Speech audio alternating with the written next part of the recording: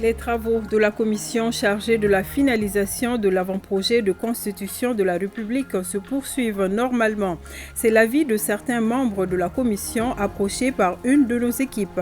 Ils s'engagent à respecter le délai de 15 jours pour examiner les 195 articles. Vous les entendrez dès le début de cette édition. À suivre également un atelier de vulgarisation du nouveau référentiel de gestion des procédures des migrations professionnelles au Mali. Il vise à outiller les participants pour la dissémination du document au niveau régional, une initiative de l'Agence nationale pour l'emploi. Il est 13h, bienvenue dans ce journal que nous débutons par la finalisation de l'avant-projet de constitution de la République qui se poursuit normalement à Koulouba. Les membres de la commission s'engagent à respecter le délai de 15 jours pour passer à la loupe les 195 articles du projet de constitution. Ils l'ont dit au micro de Mamadi Koné. Suivons. Depuis une semaine, nous sommes dans la commission de finalisation du projet de constitution de la République du Mali. Dans l'ensemble, les travaux se passent très bien, dans la convivialité et surtout dans la compréhension mutuelle.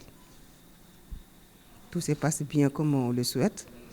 Il n'était pas donné qu'on puisse arriver là où nous sommes aujourd'hui. Donc nous remercions les plus hautes autorités pour avoir l'opportunité de doter le Mali d'une constitution qui va impacter positivement la vie de la nation. Nous avons travaillé dans la sérénité, dans la compréhension, aucune dissension majeure, donc dans une atmosphère vraiment apaisée. Et je sais que nous sommes très avancés, nous sommes au-dessus des articles 100, donc nous marchons bien. Et nous avançons très bien dans notre travail. Franchement, pour le moment, tout va pour le mieux.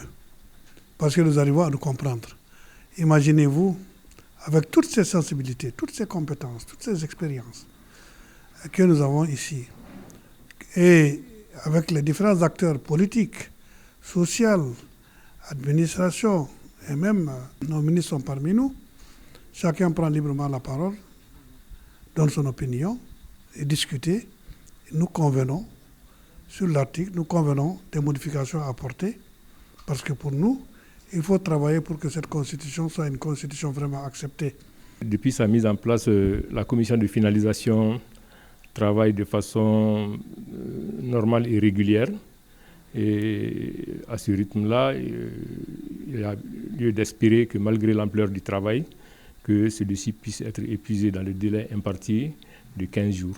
Les sujets qui ont pris beaucoup plus de temps, je pense qu'il y a d'abord le problème, effectivement, les deux qui polarisent l'attention le plus particulièrement, c'est le problème des langues et le problème de la laïcité. Et en particulier pour ces deux questions-là qui ont pris beaucoup de temps, les travaux de la commission ont permis de se rendre compte que malgré toutes les divergences qui ont été étalées dans la presse et sur les zones des radios libres, on a pu trouver un fond commun sur la base du travail déjà abattu, ce qui nous permet d'avoir une compréhension commune avec quelques reformulations pour rassurer tout le monde sur ce qu'il y a lieu de faire. Parce que ce qu'on est en train de faire, c'est de sortir un document qui puisse rassembler les Maliens et définir ensemble ce que nous souhaitons tous que notre pays devienne dans les prochaines années pour sortir définitivement de cette crise très profonde que nous vivons depuis plus d'une dizaine d'années. Ça a été vraiment un débat sans tabou, très ouvert, avec une distribution équitable, sans discrimination de la parole.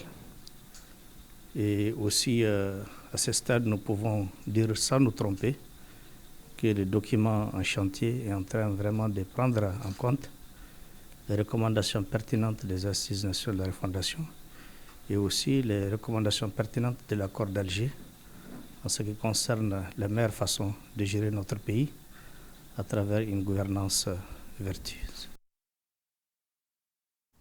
Les travaux de l'atelier de la phase de transition du projet BCA Blon se sont tenus à Bamako. Initié par WaterAid et la société civile, l'atelier visait à procéder à la présentation et au lancement des activités de la dite phase afin d'amener les acteurs à s'approprier les objectifs du projet et les exigences contractuelles. Maïmouna Doumbia.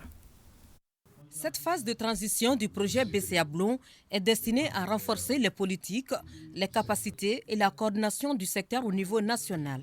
Elle cible en particulier la Direction générale de la santé et de l'hygiène publique, la task force nationale comme point d'ancrage institutionnel, le plan d'action et la feuille de route nationale comme document de travail pour la mise en œuvre de la résolution de l'OMS 2013.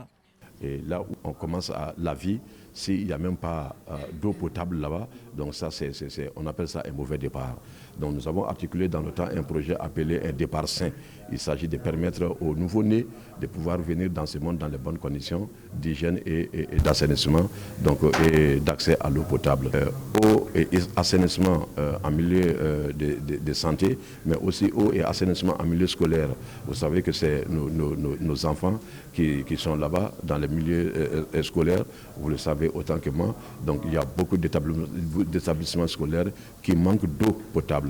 Pour le sous-directeur chargé de l'hygiène publique au niveau de la Direction générale de la santé, le choix des établissements de santé et des structures scolaires n'est pas gratuit. Pour prodiguer des soins de qualité dans les centres de santé, on ne peut pas le faire si on n'a pas d'eau. On ne peut pas faire des soins de qualité si on n'a pas accès à un minimum d'hygiène dans les centres de santé.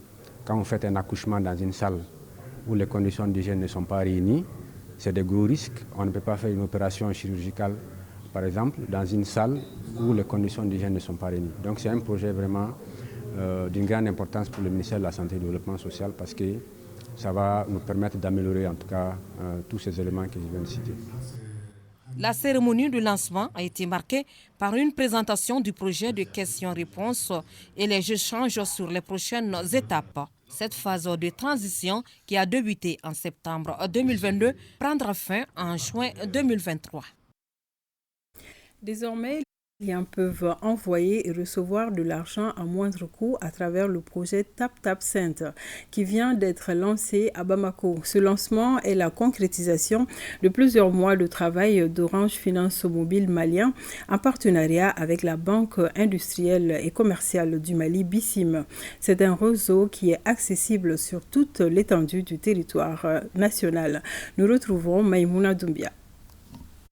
TapTapSend est un service de transfert d'argent pratique à 100% et qui permet aux Maliens de l'extérieur de pouvoir envoyer des fonds à leur famille facilement et à moindre coût avec des frais de retrait gratuits. TapTapSend aujourd'hui est présent dans énormément de pays en Europe.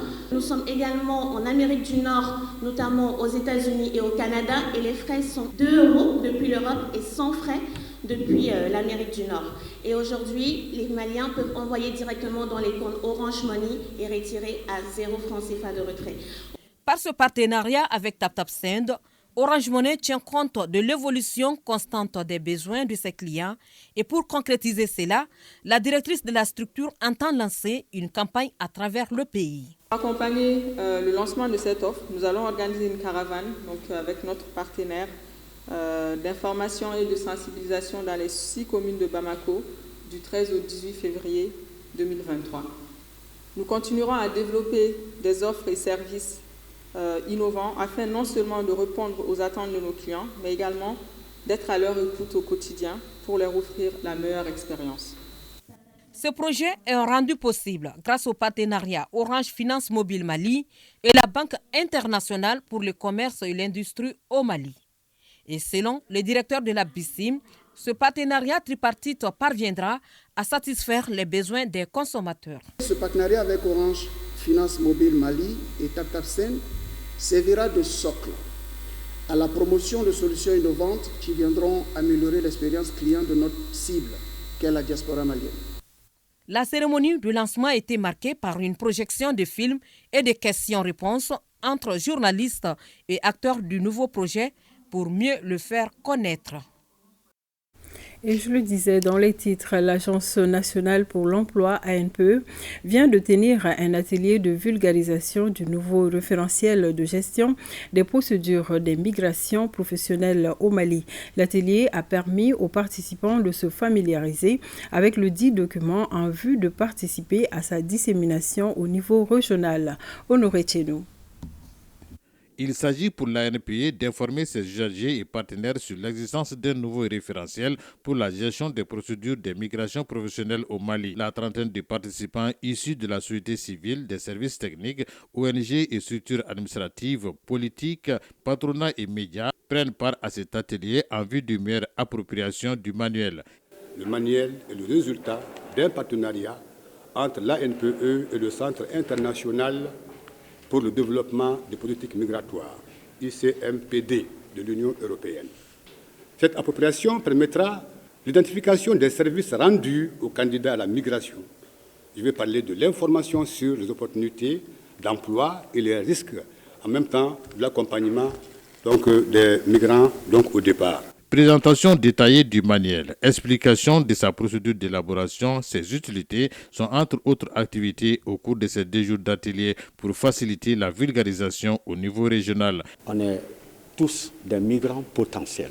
Comment préparer son voyage à l'extérieur dans un cadre légal sur la base d'un contrat, toute cette procédure-là qui est décrite dans le manuel. Vous conviendrez avec moi qu'une telle activité d'importance capitale pour mieux gérer sa propre migration, pour mieux préserver son départ et pour assurer également son séjour à l'extérieur et préparer convenablement son retour. Financé sur fonds propres, l'ANP entend à travers cet atelier se rapprocher davantage à ses usagers pour mieux collaborer et mieux servir. Des exposés sont également faits sur le contrat du travail à l'étranger et celui du travailleur migrant au Mali. Et nous restons toujours avec l'ANPE, mais cette fois-ci à Tombouctou, où la direction régionale de l'agence vient d'initier une session de formation à l'intention des membres d'une association féminine d'Abaradjou. Ces femmes seront outillées en technique de tannage et de transformation des peaux et cuirs en objets d'art. L'activité s'inscrit dans le cadre de la mise en œuvre du plan de travail annuel 2023 de l'ANPE. Hamou Soumeila, compte rendu. Elles sont au total une vingtaine de femmes d'une association d'Abaradjou et un quartier de la ville de Tombouctou à bénéficier de la formation en tannage et de transformation des peaux de cuir en objets d'art. Cette activité qui vise à promouvoir le tannage et la transformation des peaux de cuir en objets d'art à Tombouctou est initiée par l'Agence nationale pour l'emploi antenne de Tombouctou. Dans le souci de contribuer à l'insertion professionnelle des populations vulnérables, il a été retenu la mise en œuvre d'un programme pour accompagner une vingtaine de membres d'une association féminine d'Abaradjou en technique et pratique de tannage et de transformation des peaux et cuir en objets d'art, afin d'assurer leur auto-emploi, mais aussi et mettre à leur disposition des activités génératrices de revenus. En effet, selon le directeur régional de la NPE, il est attendu de la mise en œuvre de cette activité au titre du plan de travail annuel 2023 de l'Agence nationale pour l'emploi, la formation de 20 femmes et d'une 60aine d'emplois directs généreux. J'en suis persuadé que les défis sont énormes, à savoir l'autofinancement de vos activités, la recherche d'un débouché pour l'écoulement des produits pour que l'artisan vive des fruits de son produit. Convaincu d'un encadrement sûr de l'ANPE, je ne douterai point que les attentes placées en vous seraient à la hauteur de vos ambitions. Après la formation, ces braves femmes seront équipées et installées à leur compte par l'ANPE. Tenu à Koutiala de la rentrée solennelle du comité local 2023 de la Jeune Chambre internationale. Et c'est un dîner gala qui a servi de cadre pour procéder à l'intronisation de nouveaux membres. Une délégation du comité exécutif national venue pour la circonstance a invité à plus d'engagement pour le développement local. Brahima Kone. À rentrée solennelle du comité local 2023 de la JCI de Koutiala, la fin de l'événement est marquée par un dîner gala, occasion de magnifier les valeurs telles que la fraternité, l'amitié et l'attachement à la personne humaine avant de prôner le leadership au sein de la Jeune Chambre internationale. Ce mandat est placé sous le signe de la promotion du leadership et de l'entrepreneuriat jeune. La JCI Koutiala s'investit comme slogan « Inspirons par nos actions ». La Jeune Chambre permet d'offrir des opportunités de développement local. Il y a plus de 400 à 450 000 jeunes. On trouve que c'est une vingtaine ou une trentaine seulement qui exercent l'activité de la jeunesse. Ce n'est pas normal. Donc il faut qu'une sensibilisation énorme soit faite.